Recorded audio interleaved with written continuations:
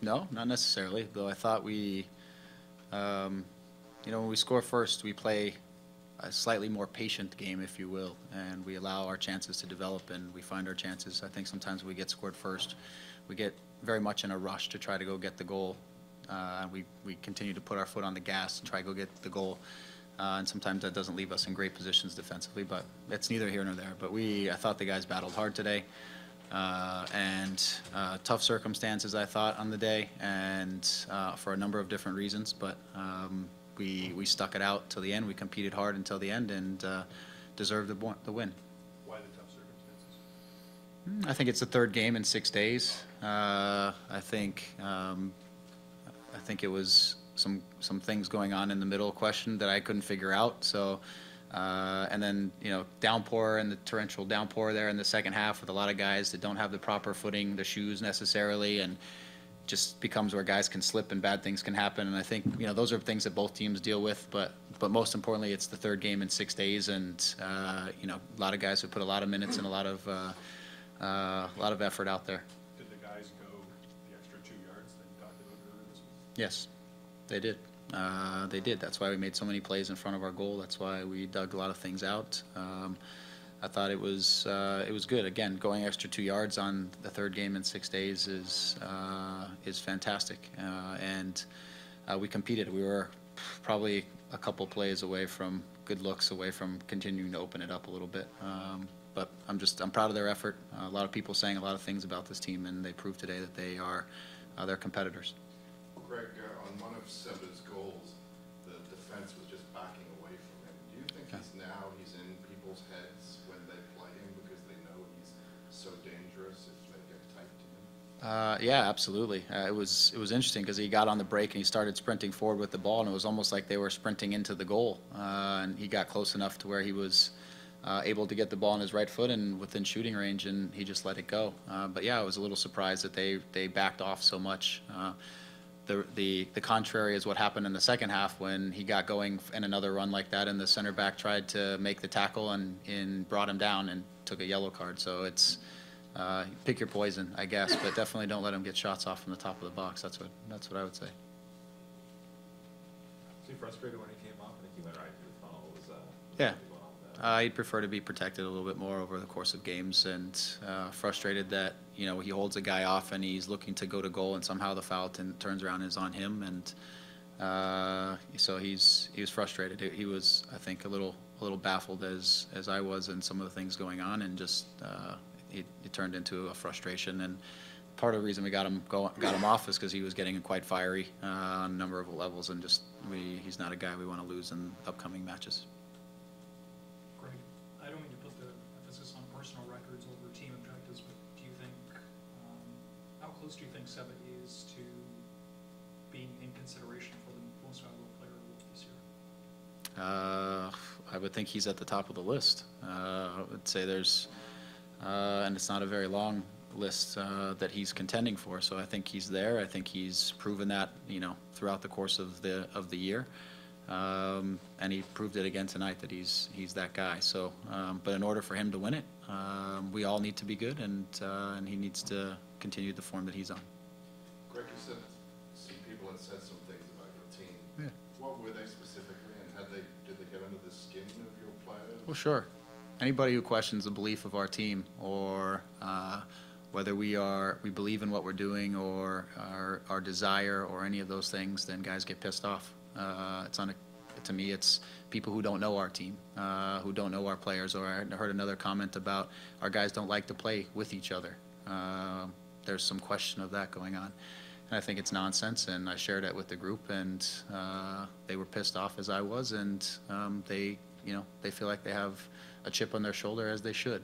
And they came out today, and we started the game the way we need to start games, and we battled till the end. And I was proud of them for that, because we believe we always have something to prove, and we're going to step out on the field to prove it every time we play. I saw you talking to Damien after the game. Kind of seemed like this was an important match for him to come back and be like the #1 center back you guys thought he would be in LVP.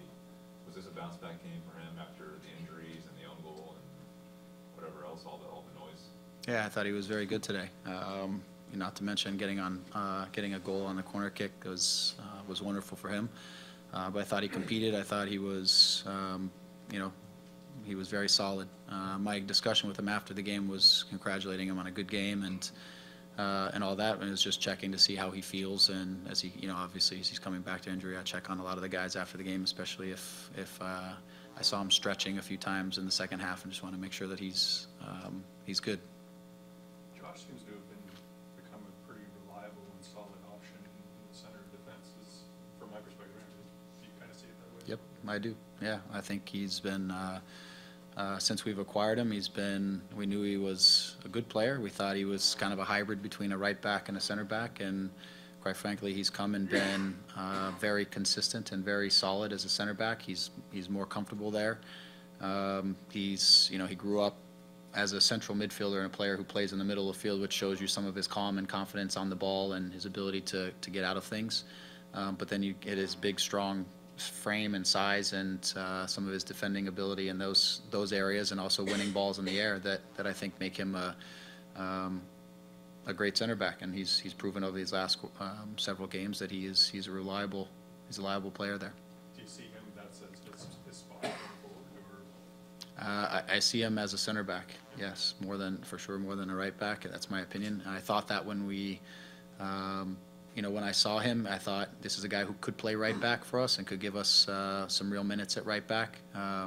But I also, when I watched him and we were doing sort of our assessments of him as we were acquiring him, I also had talked to the guys and said, I think he can play center back, just characteristics that he has. And then I went back and watched a couple of years ago when he was playing left center back next to Chad Marshall at Columbus, and he was excellent in the games that I watched. And I thought, wow, this guy he could really be something as a center back in this league, and he's proving that. He's still it's still early days for him, but he's been excellent.